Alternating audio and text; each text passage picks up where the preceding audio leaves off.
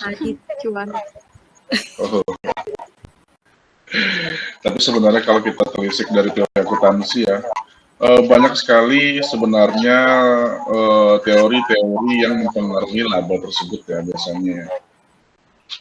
Yang biasa kita tahu laba cuma keuntungan atau hasil dari bruto dikurang biaya-biaya, kan gitu biasa kita laba ya. Padahal sebenarnya banyak sekali teori-teori atau pendekatan-pendekatan teori yang mengimplementasikan laba tersebut kepada arti yang dianggap sesuai dengan pihak dalam maupun pemakai laporan keuangan itu sendiri ya. Banyak banget nih sebenarnya kalau kita lihat materinya untuk malam ini ya. Tapi tidak apa-apa, silahkan untuk kelompoknya nih kita membedahnya. Nah, kita serahkan kepada kelompoknya nih kita untuk membedah teori akuntansi materi tentang laba ini sendiri. Oke, silahkan kelompoknya nih. Kita sudah lengkap ya? Oke, silahkan Teresia, Aidian, yang lagi satu ya. Oke. Silahkan. Iya baik Pak.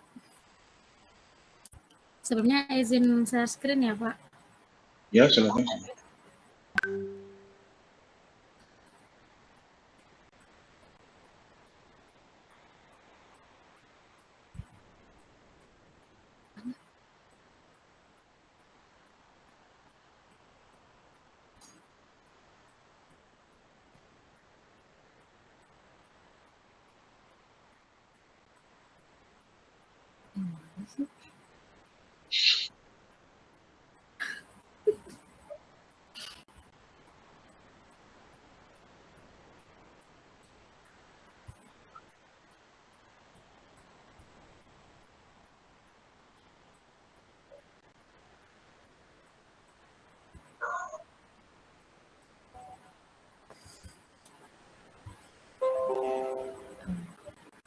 Apakah sudah? Sudah.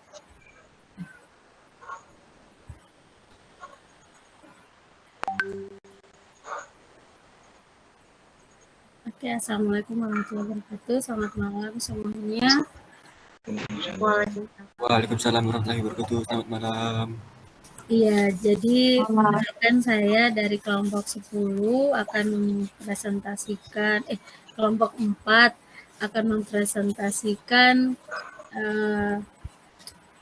teori akuntansi bab 10 yaitu laba atau income. Iya, income. Nama kelompok kami yang pertama ada saya sendiri Nikita Aziz dengan NIM 141.20.026. Yang kedua ada Teresia Asilitonga dengan NIM 141.20.031 dan yang terakhir ada Ayudian Lestari Sadawa dengan NIM 141.20.016. Untuk materi pertama akan dibawakan oleh Teresia. Teresia, apakah sudah siap? Halo?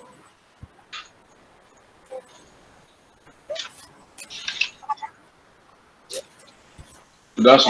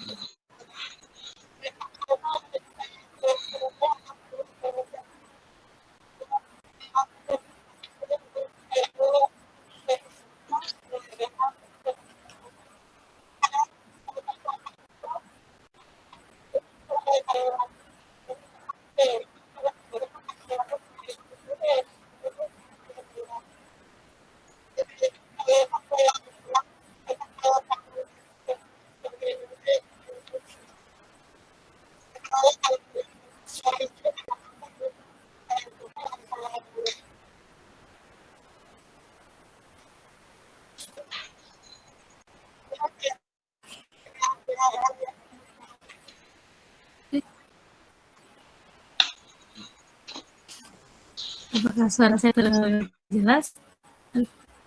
Ya. Visualisasi konsep pemertahanan kapital. Jadi di sini ada tabel yang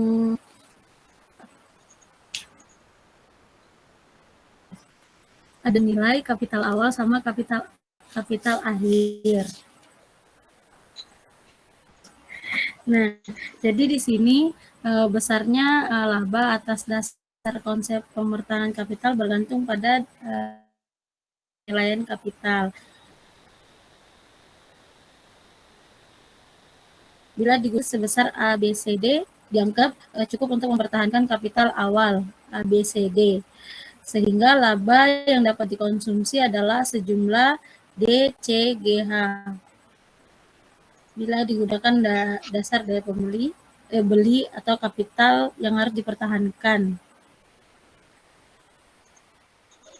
Di sini nggak ada ABCD-nya ya Pak. Lupa Pak ditaruh. Iya, nggak apa-apa. Next, konsep laba dalam tataran sintaktis. Membahas bagaimana laba diukur, diakui, dan disajikan. Yang pertama, itu ada pendekatan transaksi. Yang kedua, yaitu dengan pendekatan ini laba diukur dan diakui pada saat terjadinya transaksi, terutama transaksi eksternal, yang kemudian terakumulasi sampai akhir periode, karena laba ini didefinisikan sebagai pendapatan dikurangi biaya. Pengukuran dan pengakuan pendapatan dan biaya dalam satu periode sebenarnya juga merupakan pengukuran dan pengakuan laba. Yang kedua itu ada pendekatan kegiatan. Dan yang ketiga itu ada pendekatan pemertahanan kapital.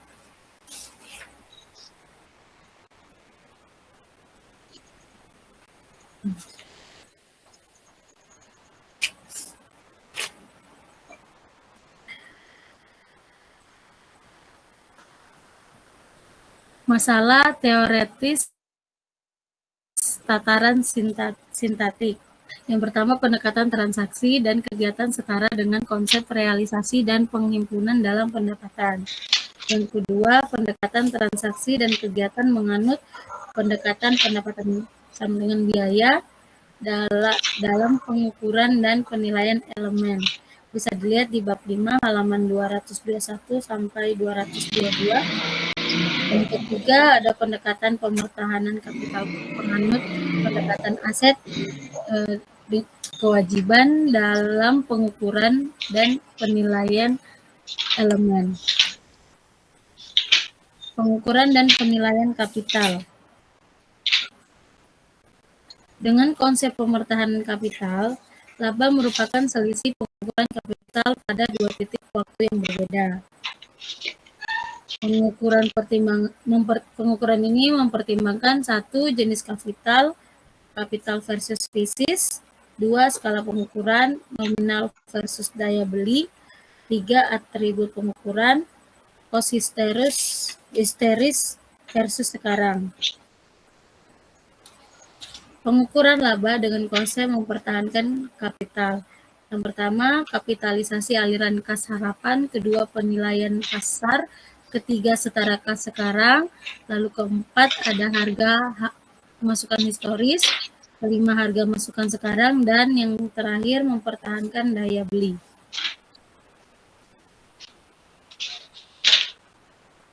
Konsep laba dalam tataran pragmatik. Itu membahas bagaimana laba diinterpretasi dan digunakan dalam praktik dan apakah ia bermanfaat. Yang pertama, prediktor aliran kas, dua, sarana kontrak efisien, tiga, alat pengendalian manajemen, empat, kandungan informasi laba dalam teori pasar efisien.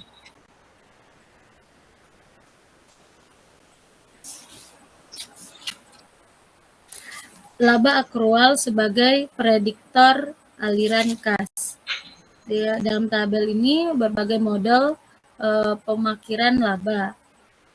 Ada kesatuan laba, Yang pertama itu laba akuntansi, itu masuk ke tahap atas, terus turun aliran kas massa datang, terus dari kesatuan usaha itu ada aliran kas lalu ke investor.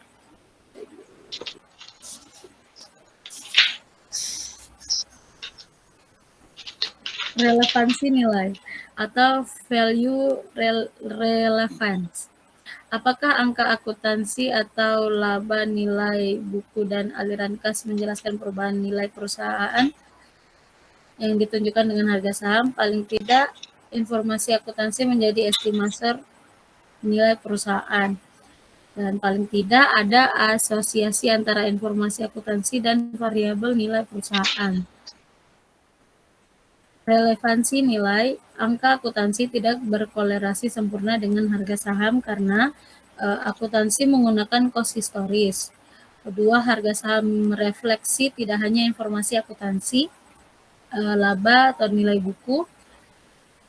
Yang ketiga, ada perubahan laba tidak selalu menggambarkan perubahan ekonomik dan fundamental. Keempat, ada harapan dan kecanggihan investor yang berbeda. Dan kelima, perilaku pasar sering tak terprediksi. Hubungan laba dan harga saham. Jadi, laba atau rugi per saham itu sama hubungannya perubahan harga saham per saham. Nilai buku per saham suatu saat, hubungannya harga saham suatu saat.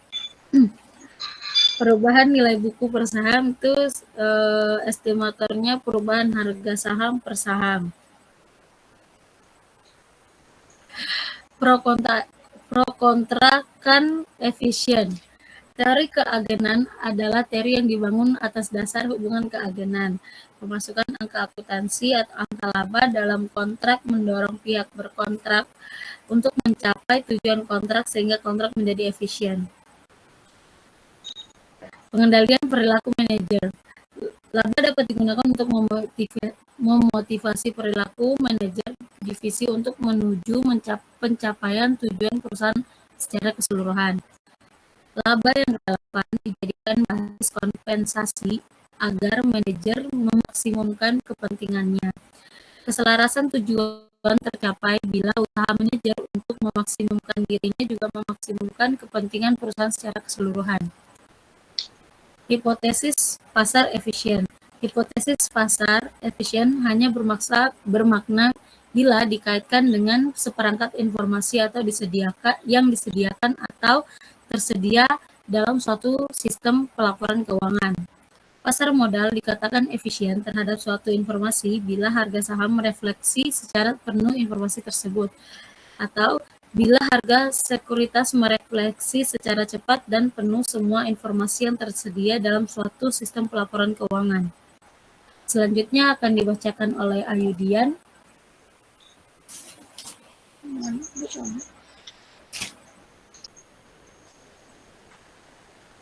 Ayudian. Baik, lanjut. Bentuk efisien pasar terbagi 4. Yang pertama, bentuk informasi tersedia dalam suatu sistem pelaporan. Yang kedua, lemah harga dan volume sekuritas masa lalu. Yang ketiga, semi kuat, semua informasi yang tersedia secara publik. Yang keempat, kuat, semua informasi termasuk informasi privat atau dalam. Lanjut. Arti penting hipotesis pasar efisien. Informasi privat tidak selalu dapat disampaikan secara eksplisit melalui statement keuangan. Laba membawa serta informasi privat yang ingin disampaikan oleh manajemen. Laba mengandung informasi dalam. Hipotesis pasar efisien merupakan sarana pengujian empiris kandungan informasi laba terbagi 2. Yang pertama, pengujian peristiwa. Yang kedua, pengujian asosiasi atau nilai relevan laba.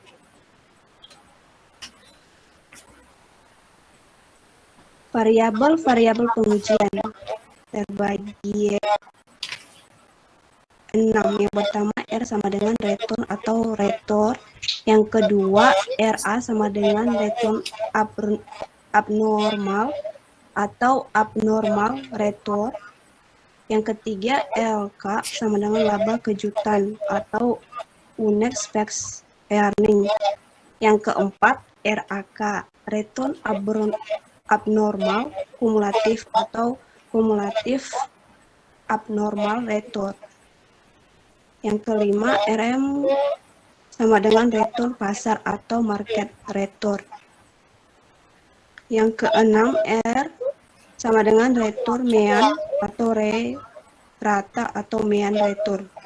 Istilah return diserap menjadi tetap return sebagaimana model diserap sebagai model mean diserap jadi mean.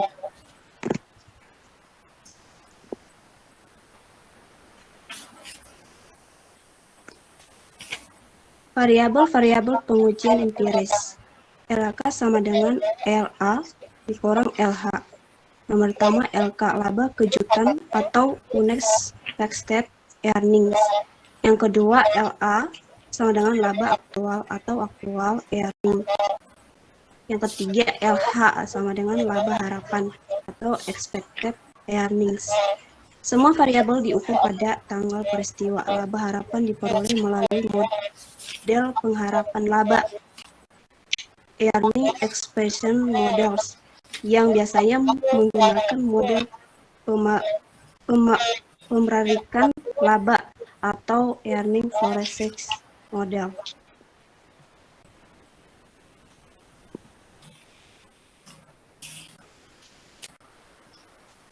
Variabel-variabel pengujian empiris. Mengukur RA, yang pertama return sesuai mean, yang kedua return sesuai pasar. Mengukur RAK, yang pertama return pasar kumulatif.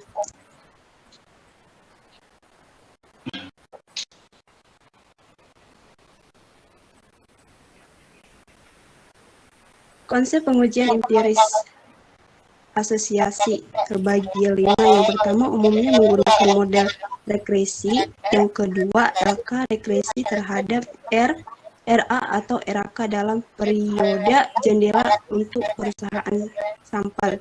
Yang ketiga koefisien RA atau RAK menunjukkan asosiasi. Yang keempat, bila koefisien secara statistis signifikan berarti terdapat asosiasi.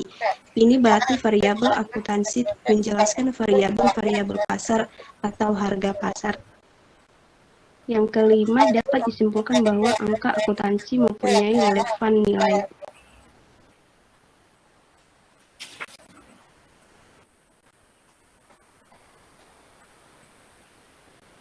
Selanjutnya,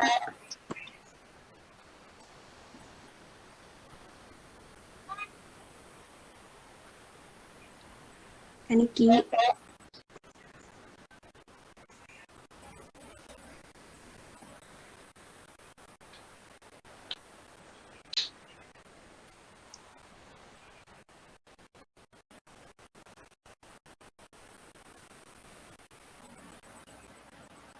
Kita Ya,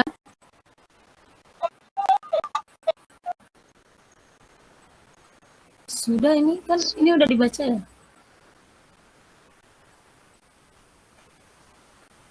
sudah. Ya udah berarti ini kan lagi.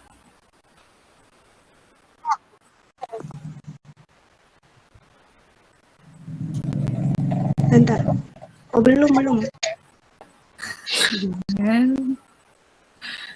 Baca sudah. Konsep pengujian empiris asosiasi. Yang pertama, umumnya menggunakan model regresi. Yang kedua, LK regresi terhadap RA atau RAK dalam periode jendela untuk perusahaan sampel. Yang ketiga, koefisien RA atau RAK menunjukkan asosiasi. Yang keempat, bila koefisien secara statistis signifikan berarti terdapat asosiasi. Ini berarti variabel akuntansi menjelaskan variasi variabel pasar atau harga pasar. Konsep pengujian empiris. Kandungan informasi laba yang pertama umumnya dengan studi peristiwa menggunakan tes. Prinsip Bila RAK atau RA, MEAN, perusahaan sampel dalam periode jendela secara statistis berbeda dengan nol, berarti terdapat reaksi pasar terhadap peristiwa, atau misalnya pengumuman laba, reaksi dapat positif atau negatif.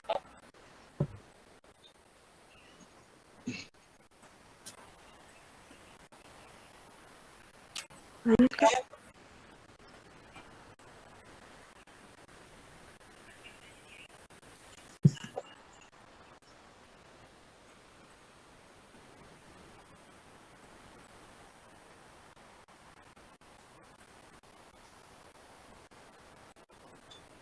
Hilang ya sebenarnya ya. Sudah, Kak? Ayo. Sudah. Yang ini belum dibaca. Ini sudah, Kak. Ini belum kamu baca. Ini sudah, Kak. Ini sudah ini. Laba dan teori entitas. Selanjutnya.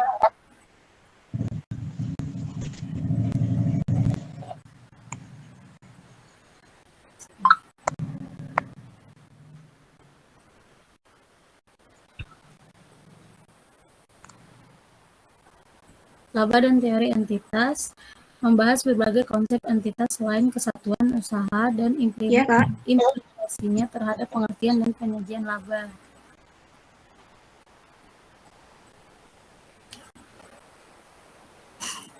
Oke, ini jaringannya Ayu. Ya, lanjut aja nih kita.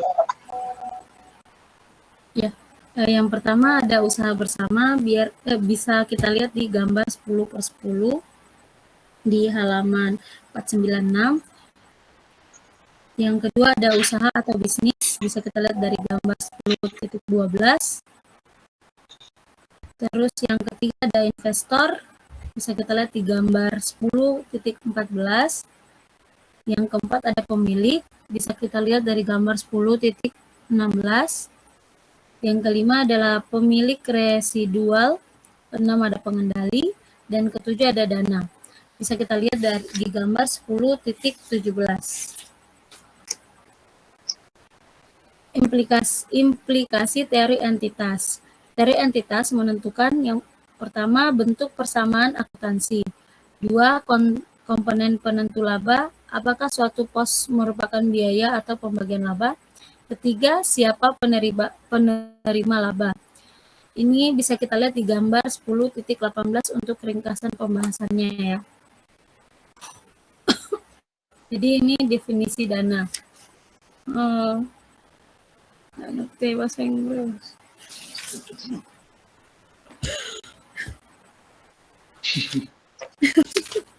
Ini Pak. Definisi dana Pak. Itu si siapa namanya? Niken. Translate Niken. Ya Allah. Duh, gue tahu. Ya, teman-teman bisa diartikan sendiri ya. Iya. Ya pokoknya itulah ya teman-teman. Hmm. Iya, kita belajar. Next, dua pengertian dana. Yang pertama, kas aset liquid atau sumber keuangan. Yang kedua, kesatuan atau entitas akuntansi dengan persamaan akuntansi spesifik. Rumusnya aset sama dengan pembatasan penggunaan aset. Yang kedua, aset liquid sama dengan saldo dana. Teori entitas berkaitan dengan pengertian kedua. Entitas fiskal. Entitas yang berfungsi menerima dan membelanjakan sumber liquid dalam suatu periode. Entitas akuntansi, entitas yang mempertanggungjawabkan kekayaan dan utang pemerintah dalam bentuk persamaan akuntansi dana. Untuk disebut dana, suatu entitas harus bersifat fiskal dan mempunyai persamaan akuntansi sendiri. Bila bukan bersifat fiskal, entitas tersebut disebut grup akun atau account group. Operasi dana anggaran. Operasi dana anggarannya ada entitas dana, project, atau program kegiatan atau unit pemerintah itu di aset liquid sama dengan saldo dana. Sumber pendapatan penerimaan masuk ke aset liquid, terus saldo dana bertambah, terus aset liquidnya keluar sebagai kas atau utang, objek belanja atau pengeluaran, terus saldo dana berkurang masuk ke aset liquid atau saldo dana. Jadi sudut pandang kesatuan dana itu bisa dilihat ya teman-teman. Persamaan akuntansi dana atau operasi dana anggaran. Awal periode AL sama dengan SD. SD ini adalah neraca awal. Selama periode AL dikali sama dengan SD tambah P dikurang B. Statement perubahan saldo dana. Statement pendapatan saldo belanja yang B. Terus akhir periode AL dikali SD. AL sama dengan SD. SD sama dengan neraca akhir. Ini tuh bisa kita lihat di contoh lampiran kedua. Contoh dalam lampiran kedua.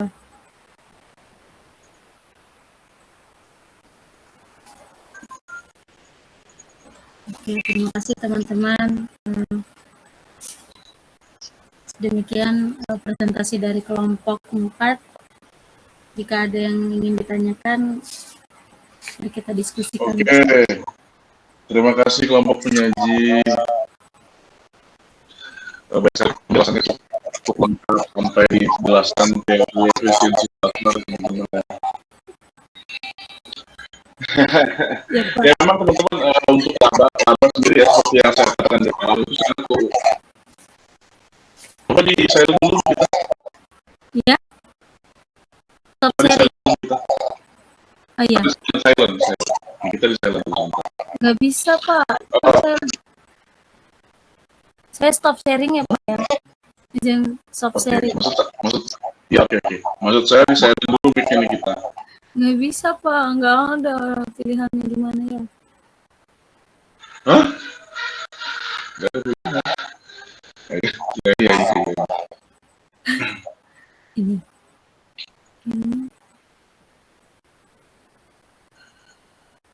Biar nggak bergema ya, mantul dia soalnya suaranya. Oke. Gini teman-teman, karena memang konsepnya laba itu seperti yang saya katakan di awal, memang banyak sekali konsep untuk laba sendiri ya, entah itu tergantung dari sisi mana kita lihat ya teman-teman ya. Nah, apalagi karakteristik kualitatif informasi keuangan, apalagi yang informasi yang tergantung untuk reaksi pasar ya teman-teman ya, seperti yang dijelaskan kelompoknya tadi ya, tentang teori pasar efisien. Nah, itu dijelaskan tadi teman-teman ya, itu sangat erat sekali berhubungannya dengan investor ya teman-teman ya. Kalau kita bayangkan pasar di sini bukan pasar seperti pasar Pandansari atau pasar Sepinggan, bukan ya teman-teman ya. Ini maksudnya pasar modal ya maksudnya teman-teman ya, bukan pasar seperti itu ya. Jadi karakteristik informasi yang diterima oleh yang tukang belanja pasar nih ya, kita sebutkan dari gampang ya, atau investor ya teman-teman ya, kadang-kadang mereka melihat sinyal. Nah, makanya tadi disebutkan ada juga sinyal teori ya teman-teman ya. Mereka melihat karakteristik kualitas informasi yang diberikan oleh suatu perusahaan melalui laba ya teman-teman ya. Laba itu merupakan bentuk komunikasi suatu perusahaan. Halo, saya ulang ya. Laba itu merupakan salah satu ya teman-teman ya, bentuk komunikasi dari perusahaan ya. Untuk apa? Untuk menunjukkan kinerja mereka, kinerja perusahaan itu. Ingat ya, laba merupakan salah satu bentuk komunikasi dari perusahaan untuk apa? Untuk memperlihatkan kinerja perusahaan tersebut. Ingat ya, laba itu bentuk komunikasi ya. Kalau di pasar, ya maksudnya di sini pasar apa? Pasar yang ada di bursa, oke? Ya teman-teman ya. Jadi laba itu salah satu bentuk komunikasi ya teman-teman ya. Makanya tadi dijelaskan efisiensi pasar ya teman-teman, posisi pasar. Ada pasar lemah, ada pasar kuat, habis itu ada pasar semi strong juga ya teman-teman ya. Nah, teman-teman ingat, ini sangat favorit ya sebagai judul skripsi ya. Oke, kalian cari deh artikel-artikelnya kalau nanti kalian mau meneliti tentang pasar atau bursa efek atau pasar saham ya teman-teman ya. Ini sangat menjadi favorit. Karena kenapa? Karena event window atau jendela peristiwanya sangat banyak sekali ya teman-teman ya. Seperti yang saya sering jelaskan, kalau kalian mau mudah skripsinya cepat selesai, ambil aja nih efisiensi pasar nih ya, menggunakan teori pasar efisien atau menggunakan signaling teori ya. Biasanya contohnya apa ya, kalau signaling teori itu kan informasi pasar kan yang berdasarkan sinyal yang terjadi ya teman-teman ya. Contohnya begini, yang sering saya bicarakan, masalah COVID ya teman-teman ya, itu kan pandemi teman-teman ya. Otomatis sinyalnya kemana perusahaannya, atau yang berdampak pada COVID itu perusahaan apa biasanya. Contoh, perusahaan biasanya apa, alat kesehatan ya, apotik atau jual-jual obat teman-teman ya, biasanya kayak Kimia Farma, Kalbe Farma, otomatis itu teman-teman ya. Karena kenapa berhubungan seperti itu? Karena kenapa? Karena rumah sakit dan pandemi kan sangat berhubungan tuh, otomatis di sana tuh sinyalnya teman-teman ya. Otomatis ketika ada permintaan, kita balik lagi ke teori ekonominya ya, ketika permintaan ada terus barang sedikit, otomatis yang dijual kan akan naik ya nilainya ya. Kita ngomongin teori ekonomi biasa nih, itu akan berhubungan teman-teman ya kalau di pasar ya teman-teman ya. Jadi otomatis perusahaan-perusahaan farmasi ini akan meningkat ya harga saham-sahamnya mereka ya teman-teman ya. Karena apa? Karena dilihat dari penjualan mereka atau kinerja operasional mereka yang ditunjukkan dari apa? Dari laba mereka ya. Seperti yang saya bilang tadi, laba itu salah satu bentuk komunikasi perusahaan terhadap kinerja operasional mereka ya, untuk pengertian pasar ya teman-teman ya. Kalau kita ngomongin pasar apa lagi? Pasar yang ada di bursa ya. Ingat ya teman-teman ya, ya laba ya merupakan salah satu bentuk komunikasi ya.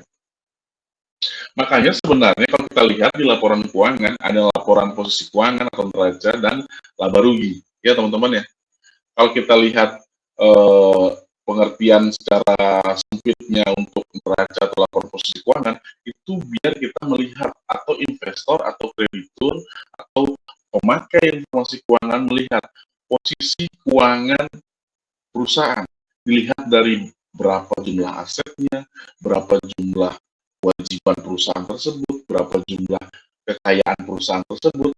Sementara kalau untuk laporan laba rugi ya, itu investor, kreditur, atau pemakai laporan keuangan lain ya, melihat kinerja operasional perusahaan dalam satu dekade atau satu periode, satu periode ya teman-teman ya. Jadi dilihat di mana? Di laba ruginya ya teman-teman ya. Nah, jadi itulah saya bilang, ketika kita informasi laporan keuangan itu sebagai bentuk komunikasi juga kepada pemakai laporan keuangan ya, di sana dilihat ya teman-teman ya. Makanya itu sangat penting sekali untuk laba itu sendiri ya teman-teman ya. Sudah dijelaskan tadi teori pasar efisien atau teori signaling teori itu sangat favorit sekali di dalam penelitian teman-teman ya. Kalau kalian bisa cari saja pengaruh pandemi atau pengaruh apa biasanya isu yang terkini. Ada demo nggak ya di Balikpapan ya? Untuk saat ini nggak ada ya, karena hujan terus ya. Nggak ada isu yang baru ya untuk di Balikpapan ya. Oh ini, kalian bisa ambil satu sampel deh. Kalian kalau di Balikpapan, contoh relate-nya gini ya, itu kan ada pabrik semen ya, kalau nggak salah di Karyangau ya.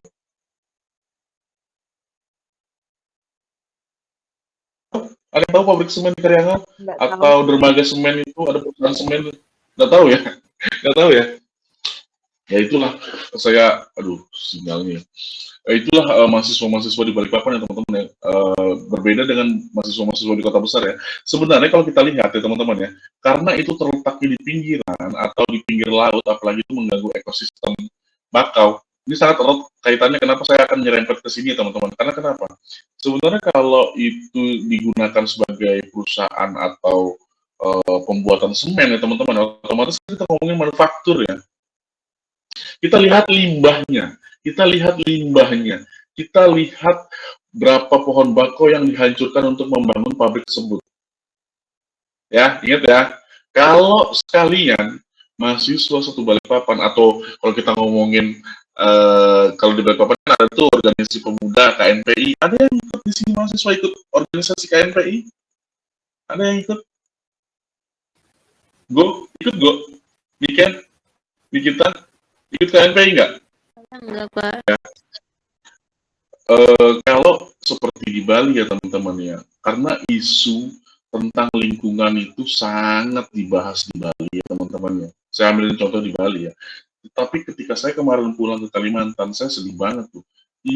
Kita sebagai mahasiswanya itu tidak ada yang pernah mengangkat isu lingkungan sama sekali. Padahal kalau kalian lihat kenapa Balikpapan itu banjir, ya daerah resapan-resapan kalian itu dihancurkan di pinggiran-pinggiran itu. Coba kalian perhatikan baik-baik. Ya, bakau kalian itu dibuat pabrik semen. Ya. Sementara itu daerah resapan di laut sebagai perumahan tuh di Kampung Baru tuh. Bagaimana? Bagaimana kalian tidak kebanjiran? Coba kalian pikirkan tuh.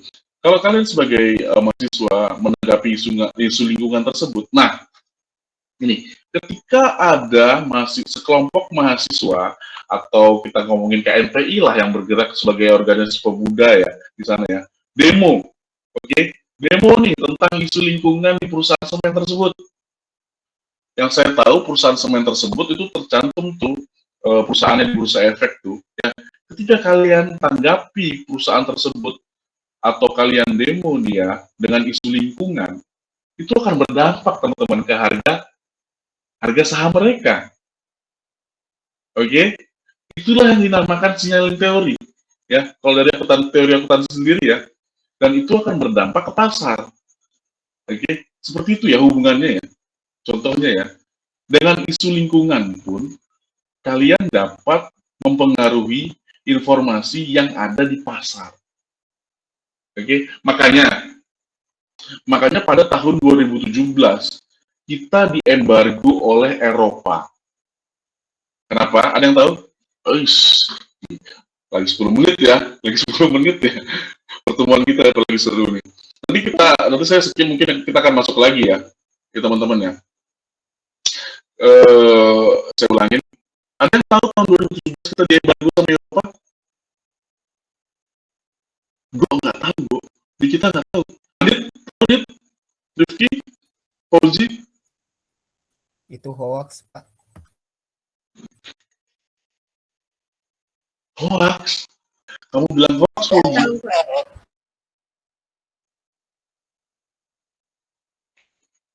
Berarti kalian pernah baca berita nih. Tahun 2017 kita diembargo oleh Eropa. Embargonya apa?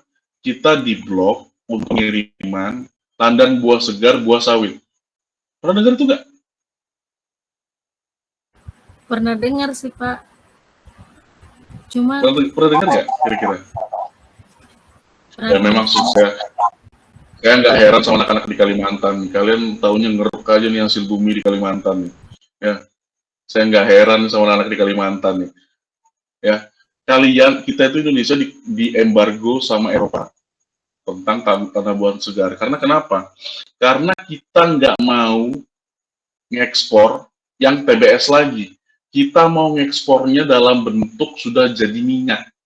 Ya, kalau tanah buah segarnya kita ekspor itu kan murah. Kalau dia jadi produk turunannya atau menjadi minyak itu kan mahal. Eropa nggak mau beli, katanya kemahalan. Kita di Indonesia, ini saya tegaskan ya teman-teman ya, kita di Indonesia, minyak kelapa sawit masih jadi minyak goreng. Di Eropa, minyak kelapa sawit sudah jadi bahan bakar energi kendaraan bermotor loh. Kita aja yang di Indonesia masih pakai sebagai minyak goreng loh. Nah, makanya ada B30, ada B20. Pernah dengar B30, B20? Nggak pernah juga, kasihan sekali kalian. Apa yang kalian baca nih? Ya, kalau baca internet, cobalah jangan terlalu inilah sama info-info seperti itu ya teman-teman ya. Kasihan kalian di Balikpapan, saya tuh miris banget ya di Balikpapan ya. Yang lain di kota-kota lain kayak di Jawa, Bali itu sudah ada energi terbarukan. Pakai apa? Pakai baterai kita sudah di sini teman-teman ya. di pom bensin kita sudah memakai baterai. Jadi kalau sekarang di Bali dan di Jawa itu sudah pakai motor listrik. Jadi pom bensinnya itu, di dalam pom bensin itu ada green energy, teman-teman ya. Jadi ketika motor kalian habis energinya, kalian tinggal tukar aja baterainya tuh. Di Balikpapan belum ada itu kan? Baru setengah sih kayaknya Pak, belum semuanya. Bukan, enggak setengah sih, seperempat kayaknya. Soalnya aku sering lihat, Gimana? masa kalau baterainya habis di hutan. Ya, nggak gitu konsep. Nggak gitu. Nah, makanya saya lanjutkan lagi, teman-teman ya. Jadi Eropa itu ngembargo kita karena kita nggak mau ngekspor tuh ya. Kita nggak mau ngekspor tuh ya.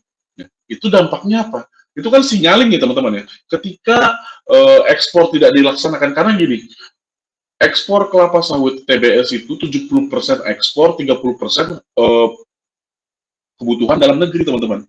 Makanya kalian kemarin tuh kehabisan minyak kelapa sawit tuh, atau minyak goreng tuh. Ada kan yang minyak langka fase-fasenya kemarin lebaran kemarin tuh kan. Ya, itu karena itu dampak dari tahun 2017. Karena kebetulan saya juga petani sawit ya teman-teman di Penajam ya. Jadi saya ngerasakan banget tuh dampak dari tahun 2017. Dampaknya begini. Ketika tahun 2017 kita diembargo, otomatis pasokan buah kelapa sawit segar kita terlalu banyak numpuk di dalam negeri. Akhirnya apa? Akhirnya harga murah di tahun 2017 sampai 2018. Oke? Jadi murah tuh harga buah kelapa sawit ya. Karena buahnya murah, ya petani itu dibeli murah oleh PT-PT yang ada di Indonesia. Contohnya kayak Astra Golestari atau PT-PT yang lain yang mengolah buah kelapa sawit. Akhirnya kenapa? Akhirnya petani-petani tersebut tidak mau memanen kelapa sawit nih, teman-teman. Tahun 2017 sampai 2018. Akhirnya apa? Akhirnya siklus produksi yang ada di kelapa sawit atau di perkebunan petani itu terganggu. Akhirnya berdampak di tahun 2021. Karena itu terlalu berdampak sekali berurutan, teman-teman ya. Dampak dari embargo Europe tersebut. Ya, karena energi, kita kan perang energi nih sekarang zamannya kan.